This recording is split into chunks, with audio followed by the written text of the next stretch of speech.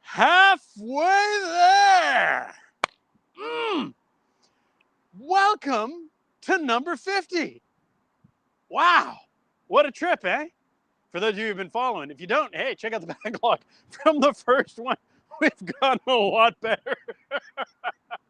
So, today, the strangest series of circumstances, um, not at all anticipated, but it's all come together. And I try to bring you spectacular locations and views, and I really can't do much better than this.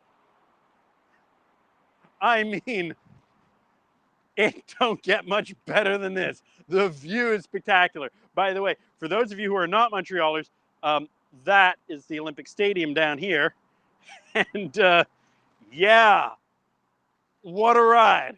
I gotta say, that 50 episodes and what a ride. And thank you guys. Thank you, all of you who have been tuning in. For those of you who just started tuning in. For those of you who are watching this after, thank you. Thank you for all of it.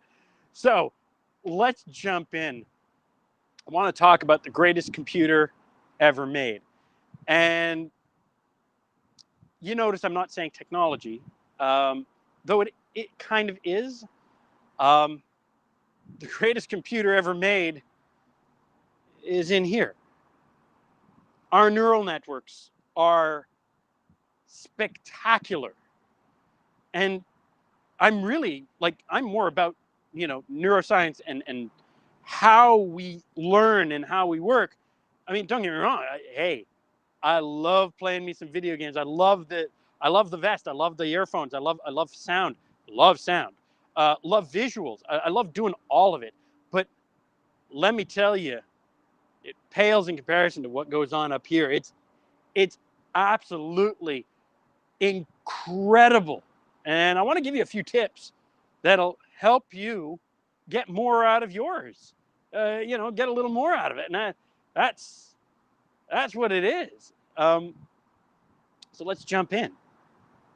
So when we talk about the brain, I really have to I have to emphasize the idea that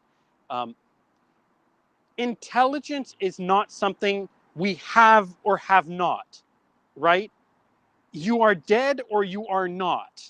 There is no kind of, well, he's only, oh, thank you. I just got a happy 50th anniversary. So, or happy 50th anniversary, happy 50th episode. So thank you. Thank you very much. Um,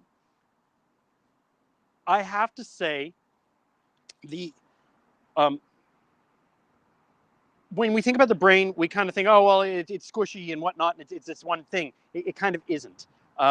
It's absolutely remarkable how it is divided up into departments, in each department, and they all like a good and proper department or series of departments that make up a company, a well working company.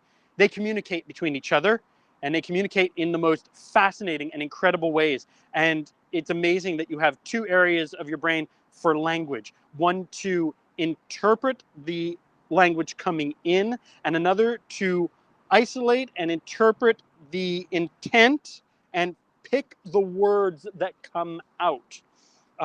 So the fact that our neural networks are so vast and so incredibly all right, a little more organized, huh? There's something very interesting about the brain, and that is when you rehearse something, when you do something, and when you picture it. And I don't just mean like a little bit. I mean when you really get down to it and start figuring out the details and start doing something mentally. If you actually really focus on it and do it in your brain has absolutely no distinction from doing the real thing. I grant you, if you're lifting weights, it won't make your muscles stronger, but your actual technique will get better. If you practice the piano in your head, you will actually get better at piano. You have to develop the muscle memory. Yes, you need the practice to develop the muscle memory. But the music theory, the things you rehearse in your brain are actually remarkably, like, your brain doesn't know the difference between actually doing them and just rehearsing them within it. So that's really interesting, because when they put people in a functional MRI and they start scanning the brain and seeing how the brain works when you do these things mentally, you're firing off the exact same synaptic pathways. So your brain actually remembers things by a series of patterns, and all these things get associated. So another thing that's absolutely fascinating about these synaptic pathways is sometimes we have something, we rehearse it in our head. Sometimes we play back these things that are painful, like they have painful memories associated, or disappointment or anything like that.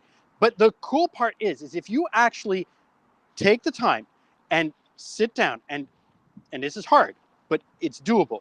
If you play the memory backwards, if you actually go through playing the memory backwards, what happens is you're not firing it's like making a river run the wrong way. Well, you can't make a river run the wrong way. You can tunnel the water back through a new channel, and you can actually disassociate the emotion or the feeling from the memory. So you may remember it, but you can actually mitigate a lot of any pain or trauma or emotional from that by running the memory backwards, because you have to create a whole new synaptic relay.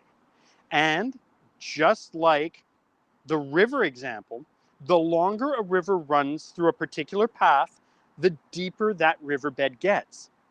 So when you change the flow of the river, if you become conscious of your thoughts and you start making new channels and you start going, I don't want to think that way, or I am going to think differently about this. If you make new choices, you choose new dynamics, you choose new habits, and you catch yourself and you enforce those new habits, you redirect the flow of the river, and it creates new channels. And the deeper those channels get, the better. And what's really neat is that the old riverbed, it may remain there, but there's almost nothing running through it, and the river channel actually grows out eventually. It takes time, but eventually it grows out. And what's neat about that is it leads to this neuroplasticity, where you can actually get better, because it exercises your brain in such amazing ways that you will learn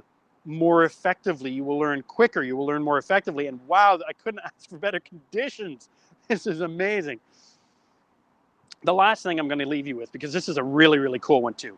When you have to sit down and learn something new, all right, here's a catch. They found this has been done. There's been studies done, and if you guys want to follow if you guys want to start following where I'm one of my sources that I'm really enjoying, there's Huberman Labs, and there's a podcast, and it's absolutely fantastic. Go on Spotify, go on Apple, go on.